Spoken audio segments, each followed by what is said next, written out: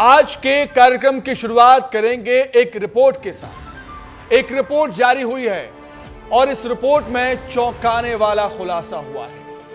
Report कहती है कि हमारे देश में, भारत में हिंदुओं की आबादी कम हुई है पिछले 65 साल में। जी हां, हिंदुस्तान में हिंदुओं की आबादी कम हुई है और मुस्लिम बढ़ गए हैं। मुस्लिम समुदाय की आबादी बढ़ गई है। एक रिपोर्ट में यह चौंकाने वाला खुलासा हुआ है। इस पर सियासत हो रही है पूरे देश में। पहले रिपोर्ट देखिए, फिर उस पर हम करेंगे विस्तार से चर्चा।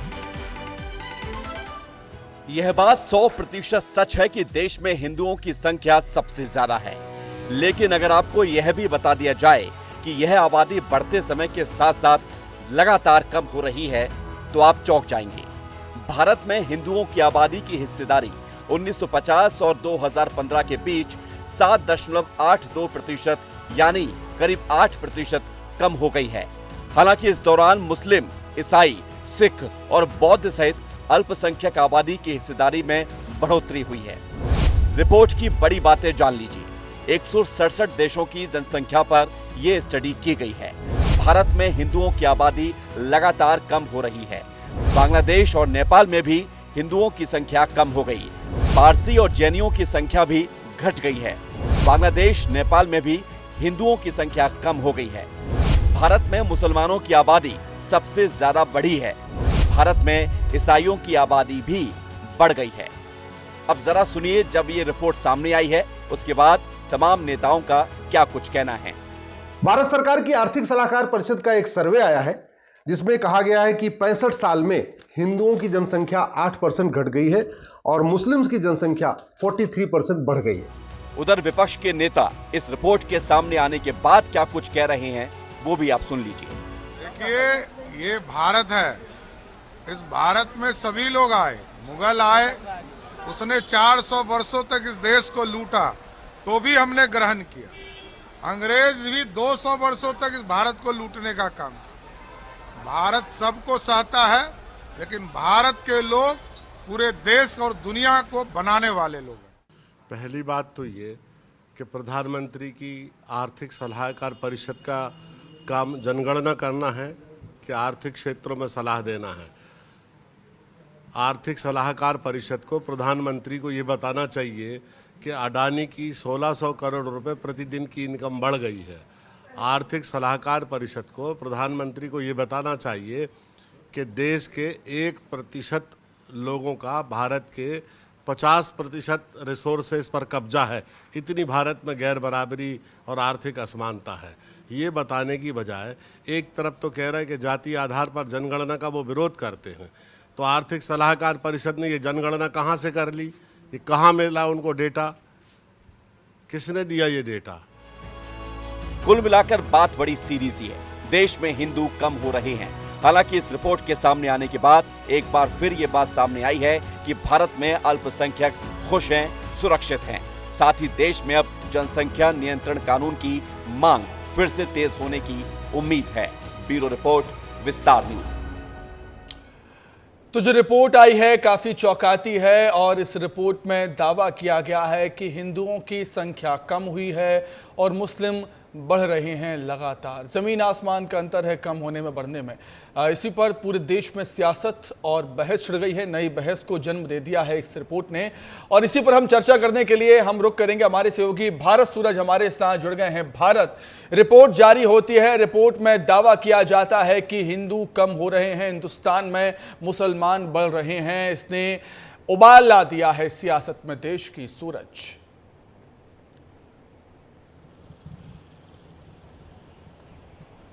जी बिल्कुल सुमित, हिंदुस्तान की सियासत के लिए सबसे फेवरेट कोई टॉपिक है तो वो यही हिंदू और मुस्लिम का टॉपिक है। और चुनाव कोई भी हो, हमने हर बार देखा है कि किस तरीके से सियासत की आग में ये झोंके की तरह जो है ये हिंदू मुस्लिम का जो डिबेट है, जो पर्सपेक्टिव है, डिस्कोर्स काम में आता है। लेकिन इस बार की लोकसभा चुनाव के लिहाज से सुमित इसको हम समझे तो बहुत इंटरेस्टिंग हो जाता है, क्योंकि पिछले महीने की 21 तारीख को बांसवाड़ा में, राजस्थान के बांसवाड़ा में जब संबोधित कर रहे थे जनसभा को प्रधानमंत्री नरेंद्र मोदी, तो उन्होंने सबसे पहली बार इस बात का जिक्र किया था कि कांग्रेस के समय में एक ऐसा प्रचलन था कि कांग्रेस के नेता कहा करते थे कि देश की जितनी भी रिसोर्सेस है उस पर पहला अधिकार मुसलमानों का है। तो डिबेट यहाँ से शुरू हुआ था, उसके बाद एक नया नरेशन बनाने लगी विपक्ष कि बीजेपी जो है, नरेंद्र मोदी जो है, वो कहीं ना कहीं मुस्लिम्स को लेकर एक इनसिक्योरिटी का माहौल देश में पैदा करना चाहते हैं। उसके बाद अब जाकर जो ये रिपोर्ट सामने आई है, वो जो साफ साफ ये चीज़ कह रही है कि इकोसिस्टम के विपरीत जाकर, जो कि लोग अक्सर इकोसिस्टम एक राजनीति के अंदर बनाया जाता है कि हिंदुस्तान में मुस्लिम्स जो है वो प्रोटेक्टेड नहीं है, माइनॉरिटीज़ प्रोटेक्टेड नहीं है, उसको ये रिपोर्ट जो है सिरे सिरे से काटती है। क्योंकि इस रिपोर्ट में साफ तरीके से बताया गया है कि कैसे 1950 से लेकर 2015 तक मुस्लिम आबादी जो है, जो माइनॉरिटी की सबसे बड़ी आबादी है, वो 43% जो है वो बढ़ी है। सिख समुदाय भी जो है वो 6.5% जो है वो लोग बढ़े हैं। ईसाई समुदाय में भी जो जनसंख्या है वो 5.5% जो है उसमें बढ़ोतरी हुई है। तो वहीं बड़ी बात यह है कि हिंदू आबादी में लगभग 8% की गिरावट जो है वो आई है। तो ऐसे में ये पूरा का पूरा 2024 का चुनाव जो है वो कहीं ना कहीं हिंदुओं की आबादी में 8% की गिरावट है भारत, और मुस्लिमों की आबादी में 43% से ज्यादा की बढ़ोतरी है। भारत, एक चीज आपसे समझना चाहूंगा, कहते हैं सियासत में, राजनीति में समय का बहुत ही महत्व होता है। जो टाइमिंग होती है किसी भी चीज़ को करने की, बोलने की, बताने की, ये बहुत ही मायने रखता है। लोकसभा चुनाव के दौरान इस रिपोर्ट का आना किस तरफ संकेत देता है भारत?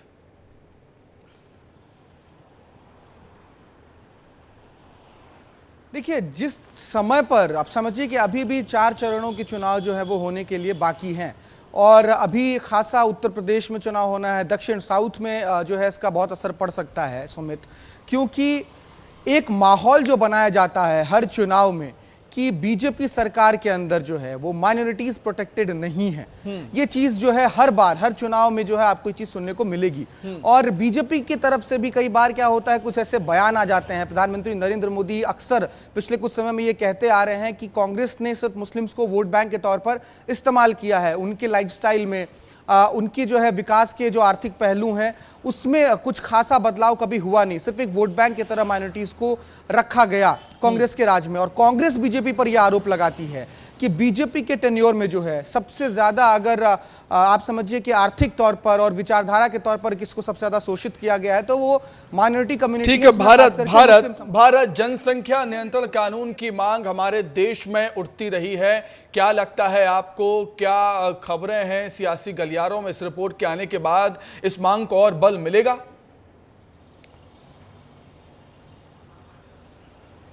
बिल्कुल बिल्कुल बज़ मिलेगा। आप समझिए, एक तरीके से जहां बीजेपी दावा कर रही है कि हम फिर से सरकार में आएंगे, और हम 3 चरणों के चुनाव में जो देख रहे हैं उसमें ये चीज़ समझ में आ रही है कि एनडीए कहीं ना कहीं अभी भी बढ़त के साथ जो है 3 चरणों के चुनाव के बाद आगे दिखाई दे रही है, अगर लोगों से हम बात कर रहे हैं तो। ऐसे में एक तरीके से समझे तो अगले 5 साल के लिए जो सबसे बड़ा मुद्दा पहला होने वाला है वो जनसंख्या नियंत्रण कानून ही एक मुद्दा होगा। क्योंकि हिंदू आबादी जो है हिंदुस्तान में वो मेजोरिटेरियन आबादी है, आपको तो इसको मानना ही पड़ेगा। और माइनॉरिटी आबादी में भी अगर पिछले 1950 से लेकर 2015 तक के बीच में इतने बड़े समय में अगर इजाफा हुआ है तो कहीं ना कहीं हिंदुस्तान का इकोसिस्टम, यहाँ की डाइवर्सिटी और यहाँ की कम्युनिटी अभी भी स्ट्रांग है माइनॉरिटीज़ के अपलिफ्टमेंट को लेकर। लेकिन पॉपुलेशन कंट्रोल बिल जो है, जनसंख्या नियंत्रण कानून, उसको बहुत तूल मिलने वाली है। और मुझे लगता भी है कि बीजेपी इसको जो है आड़े हाथ लेगी और इस पर एक अलग कंसेंसस बनाने की जो है बीजेपी कोशिश करेगी। माहौल बनाने की कोशिश तो बीजेपी ने शुरू कर ही दी है भारत, और जो रिपोर्ट आई है चौंकाती है, चौंकाने वाले खुलासे हुए हैं। विपक्ष कह रहा है, रिपोर्ट की विश्वसनीयता पर सवाल भी उठा रहा है। देखने वाली बात होगी ये बहस कहां जाकर खत्म होती है। भारत, बहुत शुक्रिया आपका जुड़ने के लिए, तमाम बातचीत के लिए बहुत धन्यवाद। आगे बढ़ते हैं। बड़े मियाँ छोटे मियाँ को बीजेपी की फायर ब्रांड नेता नवनीत राणा ने 11 साल पुराने बयान पर ऐसा जवाब दिया है जो कि खूब देखा जा रहा है, सुना जा रहा है, सोशल मीडिया पर छा गया है, वायरल हो गया है। 15 मिनट के सामने 15 सेकंड वाला बयान चर्चाओं में है देश में। देखिए पूरा मामला।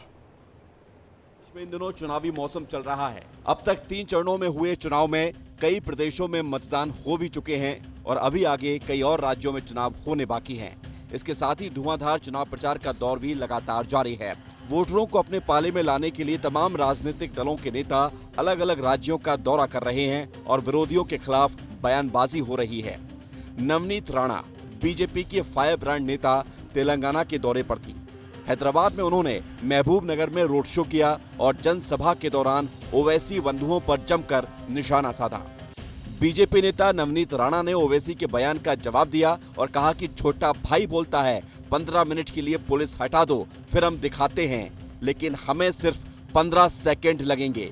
15 सेकंड के लिए अगर पुलिस को हटाया तो छोटे बड़े को ये पता भी नहीं चल पाएगा कि वे कहां से आए और कहां गए। सुनिए नवनीत राणा ने क्या कुछ कहा। छोटा बोलता है कि पुलिस को 15 मिनट हटा दो तो हम दिखाएंगे, बोले कि क्या कर सकते हैं।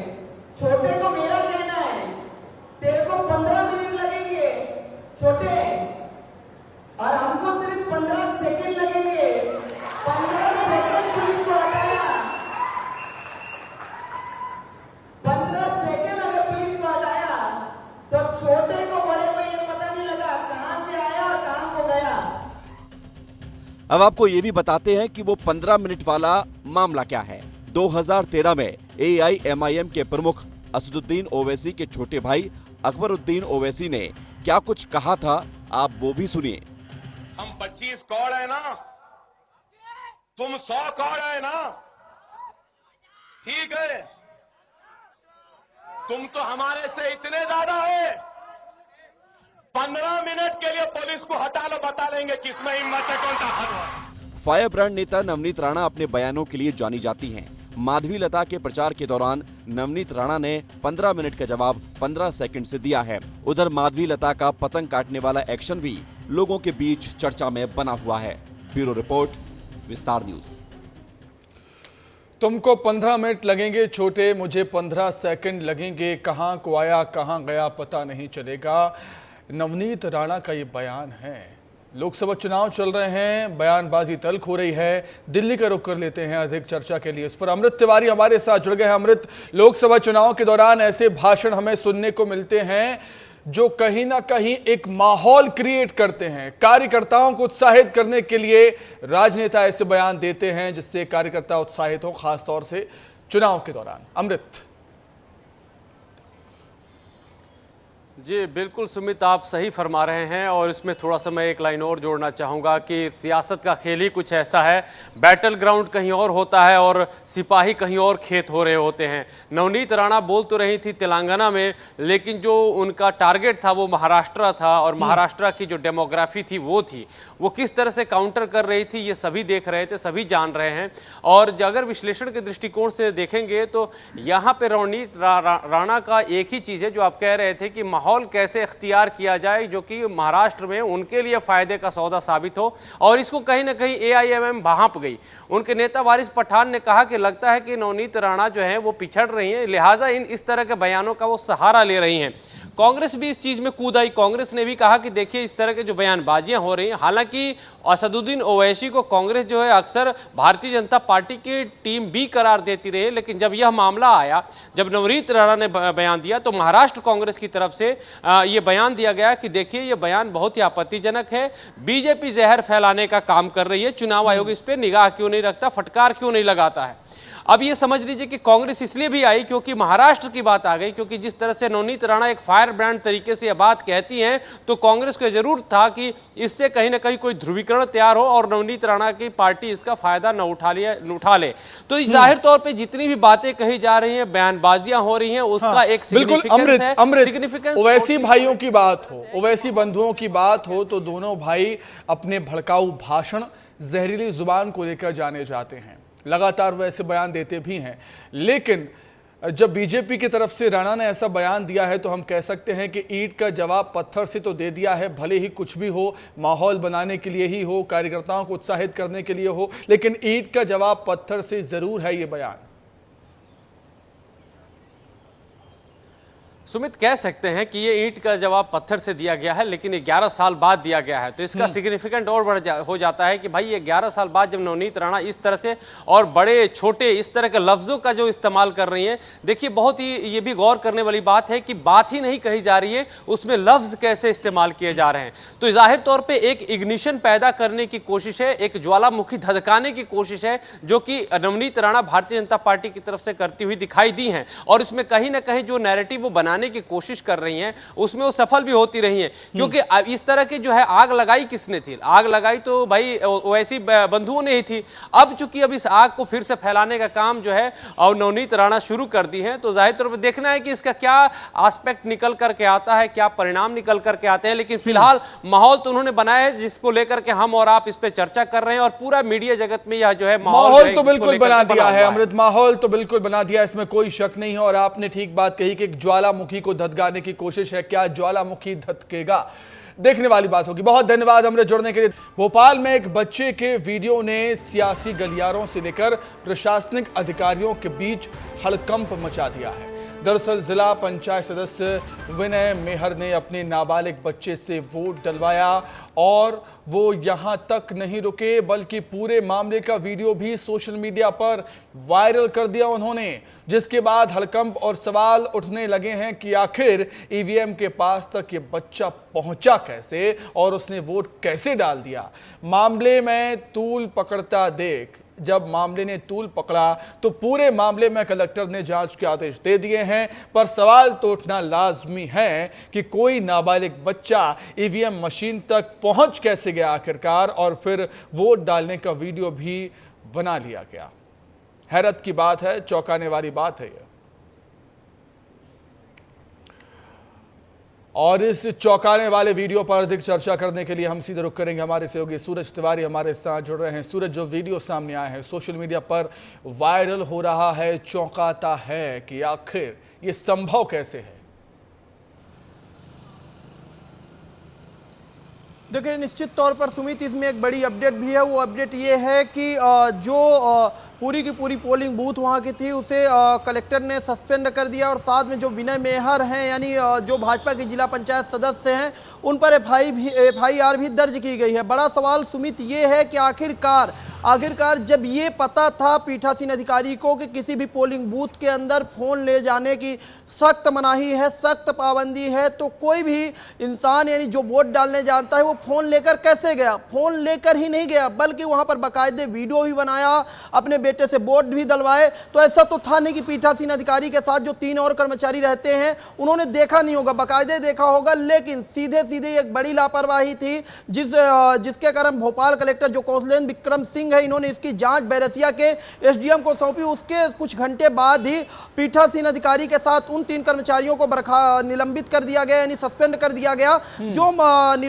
बूथ के अंदर मौजूद थे। यानी 4 पूरी की पूरी पोलिंग बूथ जो है उसे सस्पेंड कर दिया गया। साथ में प्रधान आरक्षक सूरज, कार्रवाई तो हुई है, लेकिन इस वीडियो ने गंभीरता पर सवाल खड़े कर दिए हैं निर्वाचन आयोग की, और लोकतंत्र के महापर्व का मजाक बनाकर रख दिया इस वीडियो ने। सूरज जी देखिए, निश्चित तौर पर जब भी कोई पीठासीन अधिकारी वोटिंग करवाने के लिए जाता है और उसके साथ जो कर्मचारी होते हैं तो उन्हें सीधे नहीं भेजा जाता, बल्कि निर्वाचन आयोग बाकायदे ट्रेनिंग देता है कुछ दिन पहले और तैयार करता है कि चुनाव किस तरह से करवाया जाएगा, चुनाव में कौन कौन सी चीज़ें लोग ले जा सकते हैं, कैसे आइडेंटिटी प्रूफ से लेकर सारी चीज़ें चेक की जाएंगी, पूरी की पूरी ट्रेनिंग होती है। यानी कि वही बात मैं बार बार बोल रहा हूँ कि ऐसा नहीं था कि पीठासीन अधिकारी को यह पता नहीं होगा कि फ़ोन ले जाना अंदर सख्त मनाही, उन्हें पता था, फ़ोन लेकर भी गए। और जो विनय मेहर को ही पता था क्योंकि जिला पंचायत सदस्य हैं, तो कहीं ना कहीं दोनों लोगों को पता था, लेकिन फोन लेकर भी गए और बेटे से वोट डलवाए, बाकायदे वीडियो भी बनवाए और फेसबुक में वीडियो पोस्ट किया। लेकिन वीडियो पोस्ट करने के बाद यही वीडियो विनय मेहर के गले की फांस बन गया। ऐसी गले की फांस बना सुमित, उन पर FIR तक दर्ज हो गई। फिलहाल जिस तरह से वीडियो सामने आया है, FIR दर्ज होनी चाहिए, कार्रवाई होनी चाहिए और कड़ी कार्रवाई होनी चाहिए, क्योंकि ऐसा मजाक बिल्कुल भी नहीं चलेगा। बहुत शुक्रिया आपका सूरज, जुड़ने के लिए, तमाम बातचीत के लिए बहुत धन्यवाद आपका। आगे बढ़ेंगे, छत्तीसगढ़ की बात कर देते हैं। छत्तीसगढ़ में सियासी शोर अभी थमा ही था कि एक बार फिर छत्तीसगढ़ में महादेव ऐप मामले को लेकर सुर्खियां तेज हो गई हैं। आज छत्तीसगढ़ में महादेव सट्टा ऐप मामले में EOW ने प्रदेश भर में छापेमारी की। EOW की टीम सुबह रायपुर, दुर्ग, भिलाई, कांकेर और राजनांदगांव में एक साथ कार्रवाई में जुटी हुई है। EOW के अधिकारियों के साथ बड़ी संख्या में सुरक्षा बल भी कार्रवाई के दौरान मौजूद रहे। रायगढ़ में भी ACB और EOW ने बड़ी कार्रवाई की। रायगढ़ के धर्मजयगढ़ में महादेव सट्टा ऐप के मास्टरमाइंड माने जाने वाले अनिल अग्रवाल उर्फ पिंटू के घर को सील कर दिया गया और इसी के साथ ही पुलिस ने अनिल अग्रवाल की तलाश भी शुरू कर दी है। ईओडब्ल्यू और एसीबी की छापेमारी जारी। अनिल अग्रवाल का घर सील किया है। वो तस्वीरें आपके सामने जब टीम अनिल अग्रवाल का घर सील कर रही थी। महादेव सट्टा ऐप का मामला, चर्चित मामला छत्तीसगढ़ का, और इसी पर अधिक चर्चा करने के लिए सीधे हम रायपुर का रुख कर देते हैं। सहयोगी अनमोल तिवारी हमारे साथ जुड़ गए हैं। अनमोल, महादेव सट्टा ऐप बहुत ही चर्चित यहां पर मामला है। विधानसभा चुनाव में भी ये मामला उठा था। लोकसभा चुनाव छत्तीसगढ़ में खत्म हो गए हैं, लेकिन ये मुद्दा खत्म होने का नाम नहीं ले रहा।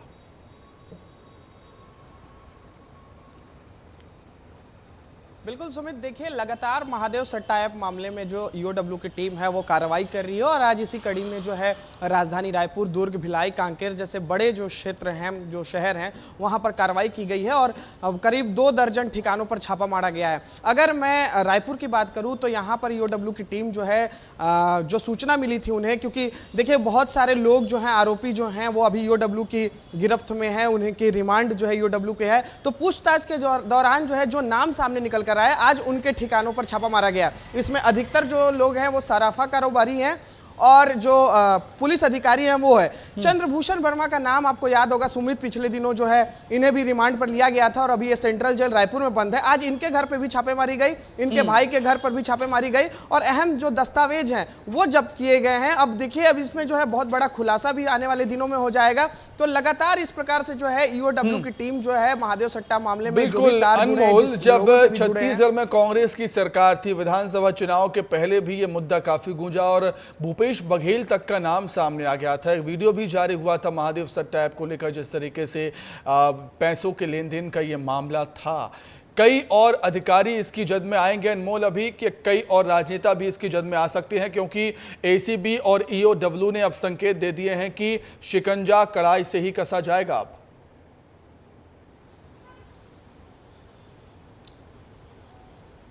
बिल्कुल सुमित, आपने सही कहा कि कई नेता और अधिकारी जो हैं इसके जद में आएंगे। ये ऐसा इसलिए क्योंकि जो चंद्रभूषण वर्मा है, जो मुख्य आरोपी है महादेव सट्टा ऐप, उन पर आरोप है कि वो प्रोटेक्शन मनी लेते थे और नेताओं और बड़े बड़े अधिकारियों तक पहुंचाते थे।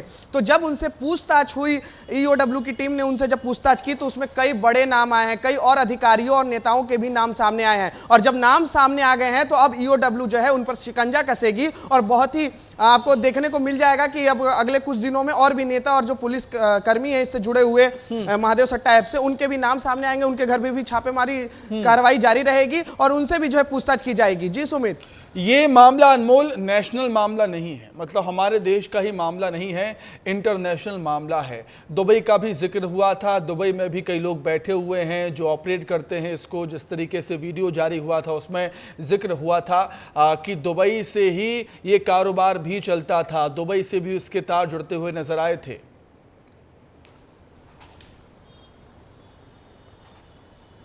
बिल्कुल सुमित, आपने बहुत सही कहा कि ये मामला जो है सिर्फ, मतलब इसका जो मामले का जो सिर्फ जुड़ाव जो है वो सिर्फ भारत से नहीं है, बल्कि विदेशों में भी जो है महादेव सट्टा ऐप मामले का तार जुड़ा हुआ है। क्योंकि वहाँ जो बैठे हैं वो प्रमोटर्स के तौर पर महादेव सट्टा ऐप मामले में काम करते थे, हवाला का पैसा लेन देन करते थे विदेशों में बैठकर, दुबई से बैठकर जो है दुर्ग, भिलाई और रायपुर तक उनका कनेक्शन सामने आया था। और देखिए, इस पर राजनीति भी हमेशा से गर्माते हुए आई है। भूपेश बघेल पर 500 करोड़ रुपए लेने का आरोप लग गया था, और भी कई नेता जो अधिकारी हैं उन पर आरोप लगा था कि हवाला का पैसा लेते हैं, प्रोटेक्शन मनी के लेकर के बड़े बड़े अधिकारियों और नेताओं का जो है वो बचाव करते हैं। तो इस तरीके से देखिए, महादेव सट्टा ऐप मामला बहुत बड़ा मामला है छत्तीसगढ़ में, और छत्तीसगढ़ ही नहीं, जैसे आपने बताया, इसके तार जो है विदेशों तक जुड़े हैं। लेकिन अब इस पर कार्रवाई जो है वो तेज हो गई है, और बहुत ही कम दिनों का वक्त रह गया। मुझे लगता है कि जब इसमें बहुत बड़े नाम शामिल होंगे और उनके नाम हम सबके सामने आ जाएगा। जी सुमित, निश्चित तौर पर बहुत बड़ा मामला है, बेहद गंभीर मामला है, क्योंकि इसके तार दुबई से जुड़े हुए हैं। और जब भूपेश बघेल का नाम जिक्र हो जाता है, भूपेश बघेल के नाम का जिक्र हो जाता है, 500 करोड़ के लेन देन की बात आ जाती है,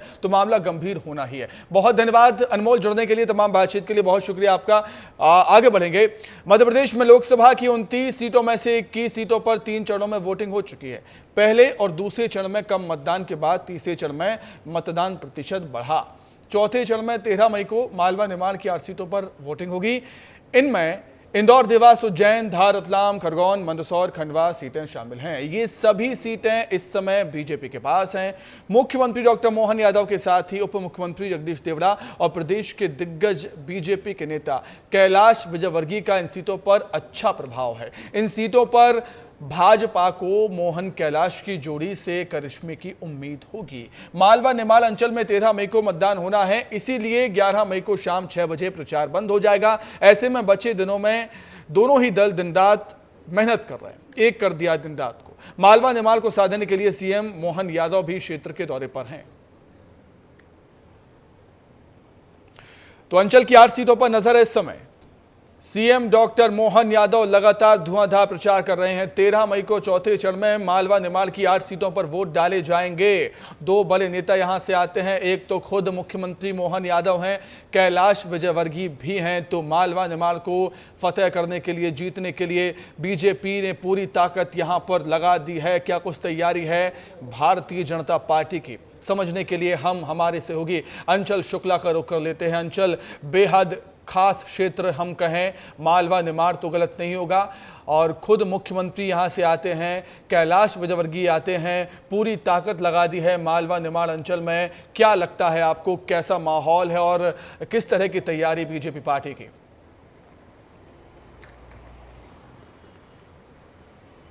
देखिए सुमित, भारतीय जनता पार्टी की तैयारी तो आप देख ही रहे हैं। 3 चरण के मतदान हो गए हैं, 21 सीटों पर मतदान हो चुके हैं और अब ये चौथा चरण है, जबकि मध्य प्रदेश की 8 सीटों पर मतदान होने हैं। 11 तारीख को चुनाव प्रचार थम जाएंगे शाम से, और इसके बाद अभी दोनों ही दल, चाहे भारतीय जनता पार्टी की बात करें या कांग्रेस की बात करें, मालवा और निमाड़ को इन्होंने अपना सेंटर पॉइंट बना रखा है। चाहे वो मुख्यमंत्री की बात करें हम डॉक्टर मोहन यादव की, और जिस तरीके से डॉक्टर मोहन यादव का पूरे प्रदेश में मध्य प्रदेश में और छत्तीसगढ़ और साथ में दूसरे राज्यों में भी लोकसभा चुनावों में जिस तरीके से उनका उपयोग भारतीय जनता पार्टी ने किया है, उससे इनकी जिम्मेदारी और भी बढ़ जाती है जब मतदान उन्हीं के क्षेत्र वाले, उन्हीं के प्रभाव वाले इलाकों में होना हो। तो ऐसे में सबसे महत्वपूर्ण तो यही है, देखिए कि यहां पर मुख्यमंत्री डॉक्टर मोहन यादव, कैलाश विजयवर्गीय जी और साथ में जगदीश देवड़ा उप मुख्यमंत्री जो मध्य प्रदेश के, इन सबकी बड़ी जिम्मेदारी है इन सीटों को फतह करने की। हालांकि अभी इन पर पहले से ही भारतीय जनता पार्टी का कब्जा है, लेकिन जिस तरीके से मतदान प्रतिशत गिरा था, और इसके बाद जब अमित शाह मध्य प्रदेश आए थे और उन्होंने स्पष्ट शब्दों में कहा था कि मतदान प्रतिशत जिन जिन जगहों पर कम रहेगा उन मंत्रियों पर और विधायकों पर कुछ न कुछ फूटेगा, ऐसा कुछ संदेश देके गए थे वो। लेकिन आप देखिए कि तीसरे चरण के जब मतदान हुए तो कहीं ना कहीं मतदान का प्रतिशत भी बढ़ा था, और भारतीय जनता पार्टी का लगातार ये प्रयास है, कार्यकर्ताओं का ये प्रयास है, नेताओं का ये प्रयास है, और मुख्यमंत्री खुद भी इस चीज के प्रयास कर रहे हैं, साथ ही निर्वाचन आयोग। अच्छा अंचल, एक और चीज आपसे मैं समझना चाहूंगा, एक और चीज मैं आपसे समझना चाहूंगा। मालवा निमाड़ के अगर नेताओं की बात की जाए, बीजेपी और कांग्रेस के नेताओं की तुलना की जाए इस क्षेत्र में, तो बीजेपी पार्टी काफी मजबूत नजर आती है, क्योंकि इस क्षेत्र में बीजेपी के पास बड़े नेता हैं, खुद मोहन यादव हैं, कैलाश विजयवर्गीय हैं, सुमित्रा महाजन हैं। तो ये बड़े चेहरे हैं बीजेपी के पास। लेकिन अगर तुलना की जाए कांग्रेस की, तो कांग्रेस के पास इस क्षेत्र में कोई बड़ा चेहरा नजर आता नहीं है। अंचल, सुमित, आप कांतिलाल भूरिया को भूल रहे हैं, शायद कांग्रेस से हैं वो, और पहले भी बड़ा आदिवासी बाहुल्य क्षेत्र है ये पूरा, और इसमें इनका बड़ा दबदबा माना जाता है। ये सीट भी कांग्रेस इसको बड़ी आशा भरी नजरों से देख रही है। एक तरफ जहां छिंदवाड़ा जो भारतीय जनता पार्टी के लिए प्रतिष्ठा का भी विषय रहा है, और 29 की 29 सीटें जीतने का दावा कर रही है भारतीय जनता पार्टी, और ऐसे में छिंदवाड़ा को लेकर कांग्रेस भी आश्वस्त है, और कांतिलाल भूरिया के प्रभाव वाले इलाके में भी वो खुद भी प्रत्याशी हैं और वहां पर भी मतदान होने हैं।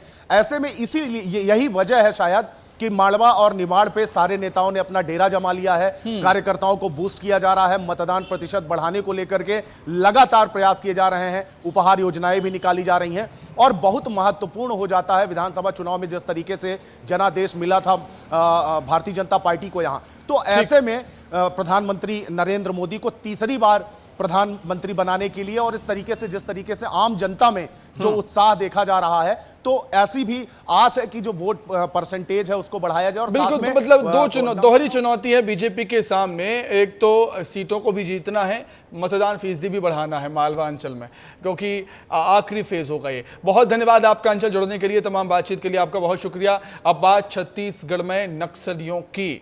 छत्तीसगढ़ में नक्सलियों के खिलाफ लगातार कार्रवाई जारी है। सुकमा जिले में नक्सलियों के खिलाफ सुरक्षा बलों को बड़ी सफलता मिली। सुरक्षा बलों ने 1 लाख के 2 इनामी समेत 7 नक्सलियों को गिरफ्तार किया। इन दोनों नक्सलियों के पास से भारी मात्रा में विस्फोटक सामग्री भी बरामद हुई है। इसके साथ ही 8 लाख के 2 इनामी नक्सलियों ने सरेंडर भी किया है। बताया जा रहा है कि आत्मसमर्पण शासन की पुनर्वास नीति से प्रभावित होकर नक्सलियों ने किया है।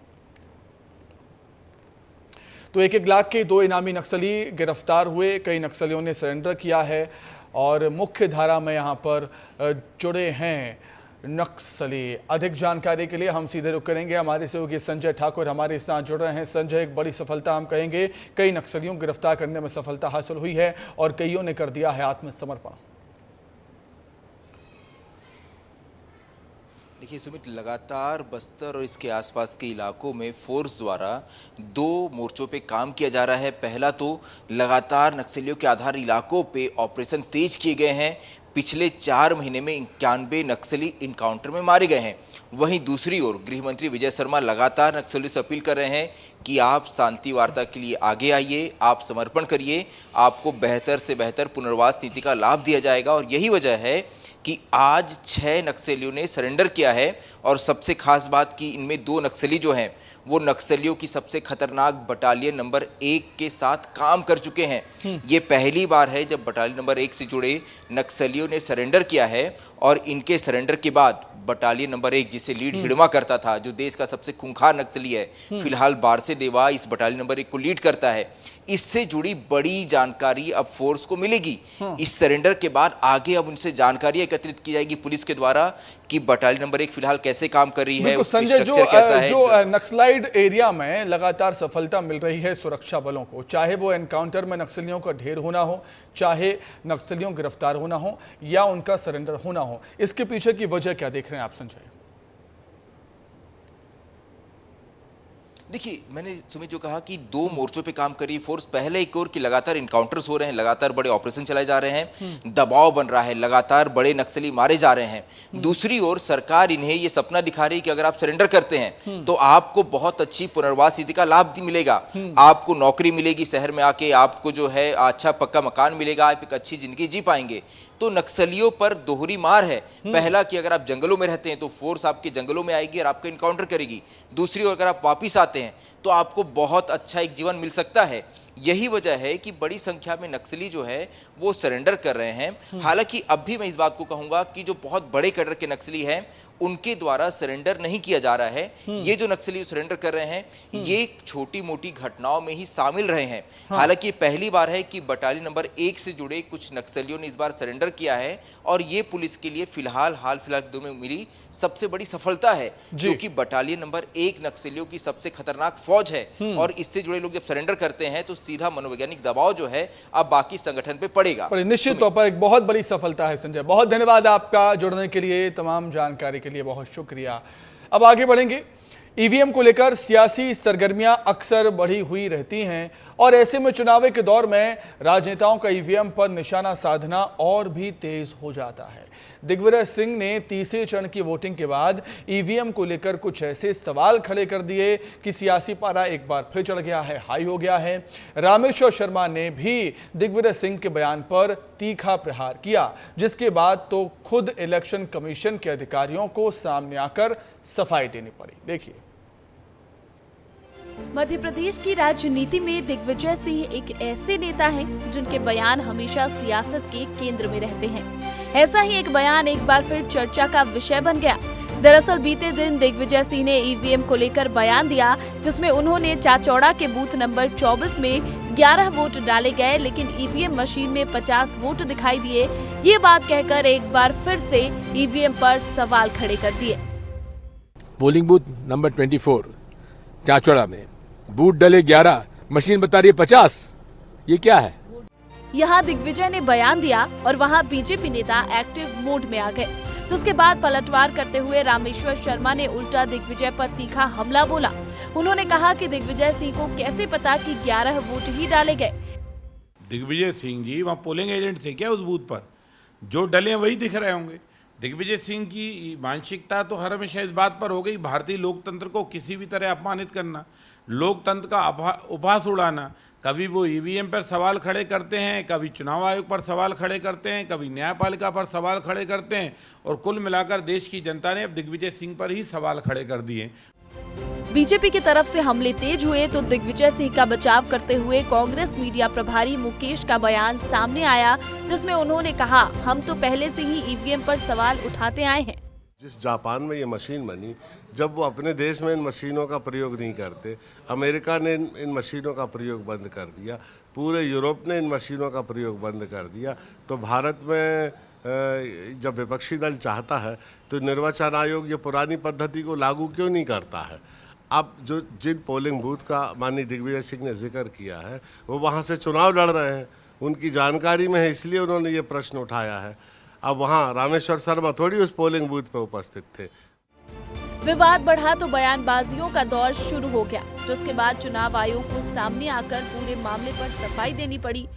इस घटना की जब हमें वक्तव्य हमने देखा तो वहाँ कलेक्टर से बात की। कलेक्टर ने वहाँ पे उस मतदान केंद्र के पीठासीन अधिकारी से बात की। कांग्रेस पार्टी के जो एजेंट थे, नाम मुझे याद है, प्रद्युम्न भार्गव थे, उनसे बात की और वहाँ के जो बाकी लोगों से भी चर्चा की। वहाँ कहीं कोई ऐसी स्थिति नहीं थी कि 11 वोट डले हों या 50 वोट दिख रहे हैं, तो ऐसी कहीं कोई स्थिति वहाँ नहीं पाई गई। लोकसभा चुनावों के दौरान समय समय पर ईवीएम पर सवाल उठते रहे हैं और उसकी विश्वसनीयता सवालों के घेरे में रही है। ऐसे में दिग्विजय के आरोप पर रामेश्वर शर्मा के पलटवार के बाद सियासत तेज होती दिख रही थी, पर चुनाव आयोग के सामने आने के बाद फिलहाल तो इन आरोपों पर विराम लग गया है। अब इसमें ईवीएम की क्या गलती भाई साहब? चलिए इसी पर चर्चा करने के लिए सीधे हम रुख करेंगे हमारे सहयोगी सूरज तिवारी का। सूरज, ईवीएम से चुनाव जीते तो बल्ले बल्ले और हार गए तो हाय तौबा, मतलब मीठा मीठा गप गप, कड़वा कड़वा थू थू।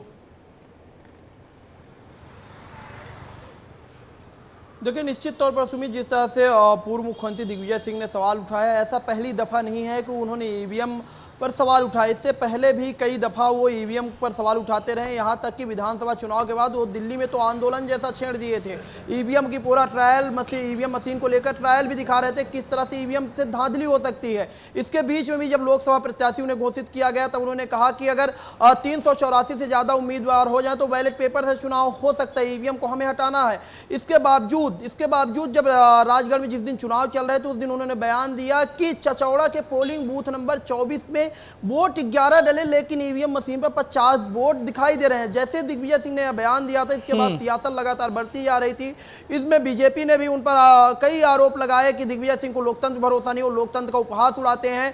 कांग्रेस का कहना है कि हम पहले से ही कह रहे हैं कि ईवीएम मशीन हटा दो, बैलेट पेपर से चुनाव कराओ। लेकिन इन सब के बीच अगर बयान किसी का मायने रखता है सुमित, तो वो रखता है चुनाव आयोग का। मुख्य निर्वाचन पदाधिकारी अनुपम राजन ने बताया कि हमने वहां के बाकायदे कलेक्टर से बातचीत की, क्या ऐसा हुआ है, तो कलेक्टर ने इस बात को सिरे से नकार दिया, क्योंकि जिस तरह से दिग्विजय सिंह आरोप लगा रहे थे ऐसा कुछ भी नहीं हुआ था, कलेक्टर का कहना है। साथ में तो अब देखने वाली बात होगी कि ईवीएम की लाज इस समय बचेगी, इस बार बचेगी, या फिर ईवीएम पर निशाना साधा जाएगा। सूरज, आपका बहुत शुक्रिया जुड़ने के लिए, तमाम बातचीत के लिए आपका बहुत धन्यवाद। और इसी के साथ ही आपका शहर, आपका रिपोर्टर में फिलहाल इतना ही।